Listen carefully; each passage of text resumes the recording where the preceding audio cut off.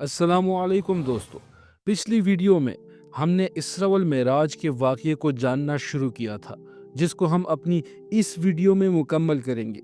ये सीरतुन नबवी की पूरी सीरीज़ अर्रहीकुल मख्तूम बुक से ली गई है, जो कि सीरतुन नबी का सबसे ऑथेंटिक सोर्स है। तो चलिए शुरू करते हैं अपने आज की वीडियो। इस दफ़ा भी मेराज के मौके पर नबी पाक सल्लल्लाहु अलैहि वसल्लम के साथ शक़ सदर यानी सीना चाक किया जाने वाला वाक़या पेश आया और आपको इस सफ़र के दौरान कई चीज़ें दिखाई गई। आपके सामने दूध और शराब पेश किए गए। आपने दूध को पसंद किया। इस पर कहा गया आप सल्लल्लाहु अलैहि वसल्लम को फितरत की राह दिखाई गई, या आप सल्लल्लाहु अलैहि वसल्लम ने फितरत पा ली।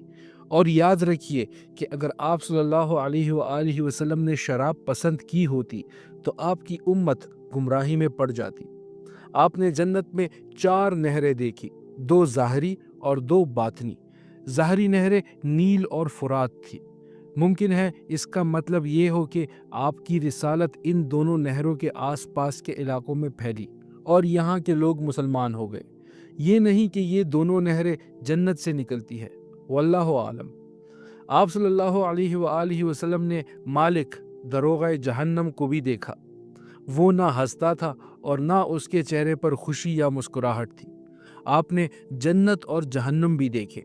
आपने उन लोगों को भी देखा जो यतीमों का माल जुल्म से खा जाते हैं। उनके होंठ ऊँट के होंठों की तरह थे और वो अपने मुंह में पत्थर के टुकड़ों जैसे अंगारे डाल रहे थे, जो दूसरी तरफ से उनके पाखाने के रास्ते से निकल जाते थे। आपने सूदखोरों को भी देखा। उनके पेट इतने बड़े थे कि वो अपनी जगह से हिल भी नहीं सकते थे। आपने जिना करने वालों को भी देखा। उनके सामने ताज़ा और फरबा गोश्त पड़ा था और उसके साथ साथ सड़ा हुआ चीचड़ा भी था। वो लोग ताज़ा गोश्त छोड़कर सड़ा हुआ चीचड़ा खा रहे थे। आपने उन औरतों को देखा जो दूसरे मर्दों से जिना करके हामला होती है, लेकिन ना जानने की वजह से बच्चा अपने शोहर का समझा जाता है। आपने उन्हें देखा कि उनके सीनों में बड़े बड़े टेढ़े कांटे चुभाए गए हैं और उन्हें आसमान और ज़मीन के दरमियान लटका दिया गया है। आपने आते जाते हुए अहले मक्का के एक कबीले को भी देखा और उन्हें उनका एक ऊँट भी बताया जो भड़क कर भाग गया था। आपने उनका पानी भी पिया जो कि एक ढके हुए बर्तन में रखा था। उस वक्त काफिला सो रहा था, फिर आपने उसी तरह बर्तन ढक कर छोड़ दिया। और ये बात मेराज की सुबह आपके दावे की सदाकत की एक दलील साबित हुई। इलामा इब्न क़य्यिम फरमाते हैं कि जब रसूलुल्लाह सल्लल्लाहु अलैहि वसल्लम ने सुबह अपनी कौम को उन बड़ी बड़ी निशानियों की खबर दी जो अल्लाह ने आपको दिखाई थी, तो कौम के जुटलाने और अजियत देने में और ज़्यादा शिद्दत आ गई। उन्होंने आपसे पूछा कि बैतुल मुक़द्दस का हाल बयान करें। इस पर अल्लाह ताला ने आप सल्लल्लाहु अलैहि वसल्लम के लिए बैतुल मुक़द्दस को ज़ाहिर कर दिया और वो आपकी आंखों के सामने आ गया। चुनांचे आपने कौम को उसकी निशानियां बतानी शुरू कर दी और उनमें कोई उसका इनकार ना कर सका। आपने जाते वक्त और आते वक्त उनके काफिले से मुलाकात का भी जिक्र फरमाया और उनके आने का वक्त भी बताया। आपने उस ऊंट की भी निशानदेही की जो काफिले के आगे आगे चल रहा था। फिर जैसा कुछ आपने बताया था वैसा ही साबित हुआ।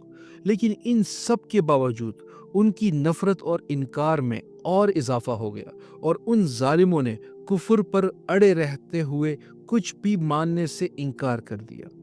कहा जाता है कि अबू बकर रज़ियल्लाहु अन्हु को इसी मौके पर सिद्दीक का लक़ब दिया गया, क्योंकि हज़रत अबू बकर रज़ियल्लाहु अन्हु ने इस वाक़ये की उस वक्त तस्दीक की जब दूसरे सब लोगों ने जुटलाया था। सूरह अल इसरा में मेराज का फ़ायदा बयान फरमाते हुए जो सबसे मुख्तसर और अजीम बात कही गई वो ये है, ताकि हम यानी अल्लाह ताला आपको अपनी कुछ निशानियां दिखाए। आयत नंबर 1 सूरह अल इसरा। और अंबिया किराम के बारे में अल्लाह ताला की सुन्नत भी यही है। इरशाद बारी ताला है, और इसी तरह हमने इब्राहीम अलैहिस्सलाम को आसमान और ज़मीन का निज़ाम सल्तनत दिखलाया, और ताकि वो यकीन करने वालों में से हो। सूरह अल-अनआम आयत नंबर 75। اور موسیٰ علیہ السلام سے فرمایا تاکہ ہم تمہیں اپنی بڑی نشانیاں دکھائیں۔ سورہ طٰہٰ آیت نمبر 23۔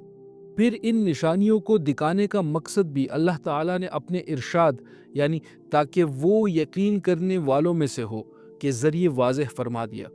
چنانچہ جب انبیاء کرام علیہ السلام کے علوم کو اس طرح کے مشاہدات کا سند مل جاتا تھا تو انہیں عین الیقین کا ایسا مقام حاصل ہو جاتا تھا جس کا اندازہ لگانا مشکل ہے، کیونکہ دیکھی ہوئی چیز سنی ہوئی باتوں جیسی نہیں ہوتی۔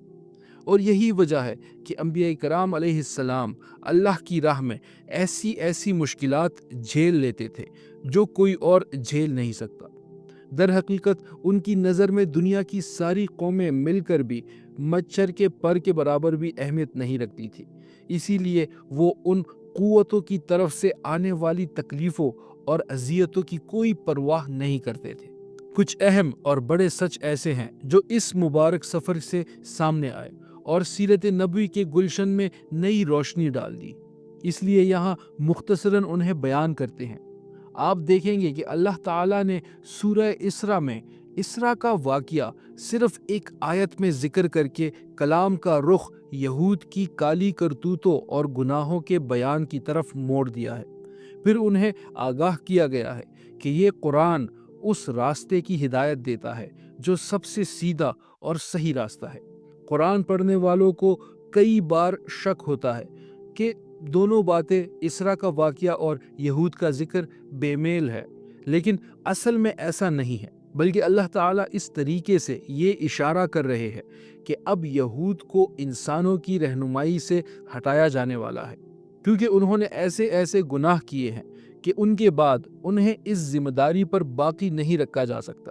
اس لیے اب یہ ذمہ داری رسول اللہ صلی اللہ علیہ وآلہ وسلم کو دی جائے گی اور ابراہیمی دعوت کے دونوں مرکز یعنی مکہ اور بیت المقدس ان کے زیر نگرانی میں دے دیے جائیں گے۔ دوسرے الفاظ میں اب وقت آ گیا ہے کہ روحانی رہنمائی ایک قوم سے چھین کر دوسری قوم کو دے دی جائے، یعنی ایک ایسی قوم سے جن کی تاریخ دھوکے، بے وفائی، ظلم اور بدکاری سے بھری ہوئی ہے۔ یہ ذمہ داری چھین کر ان لوگوں کو دے دی جائے جو اچھائی اور نیک کام کرنے والے ہیں اور جن کا پیغمبر آپ صلی اللہ علیہ وآلہ وسلم سب سے بہتر ہدایت دینے والے قرآن کی وحی سے روشن ہے۔ لیکن یہ ذمہ داری کیسے بدلی جا سکتی ہے جب اس نئی امت کا پیغمبر یعنی حضرت محمد صلی اللہ علیہ وآلہ وسلم مکہ کے پہاڑوں میں لوگوں کے درمیان مصیبت میں پھر رہا ہے؟ اس وقت یہ ایک ایسا سوال تھا جو ایک دوسری حقیقت سے پردہ ہٹا رہا تھا، اور وہ حقیقت یہ تھی کہ اسلامی دعوت کا ایک دور اپنے انجام اور مکمل ہونے کے قریب آ گیا تھا، اور اب ایک نیا دور شروع ہونے والا تھا جو پہلے سے مختلف ہوگا۔ اسی لیے ہم دیکھتے ہیں کہ کچھ آیات میں مشرکین کو کھلی دھمکیاں دی گئی ہے۔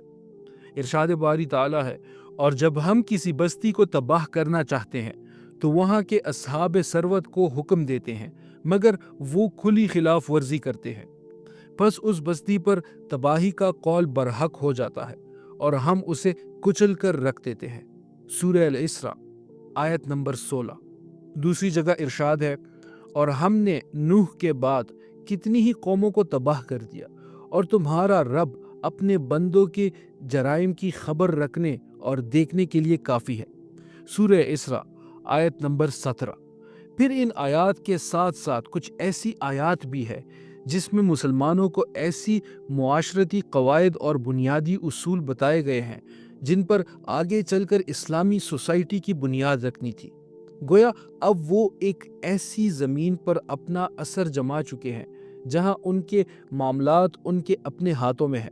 اس لیے ان آیات میں اشارہ ہے کہ رسول اللہ صلی اللہ علیہ وآلہ وسلم جلد ہی ایک ایسے مقام اور امن کی جگہ پا لیں گے جہاں آپ صلی اللہ علیہ وآلہ وسلم کے دین کو مضبوطی نصیب ہوگی۔ یہ اسراء و معراج کے بابرکت واقعے کے اندر چھپی ہوئی حکمتوں اور راز میں سے ایک اہم راز ہے۔ تو دوستو، یہ تھی مکمل معراج کے واقعے کی تفصیل۔ اگلی ویڈیو سے ہم اپنی سیرت النبوی کی تاریخ کو وہیں سے شروع کریں گے جہاں ہم نے یثرب کی 6 سعادت مند روحوں کے بارے میں جانا تھا۔ تو تب تک کے لیے ہمیں اجازت دیجیے۔ اللہ حافظ۔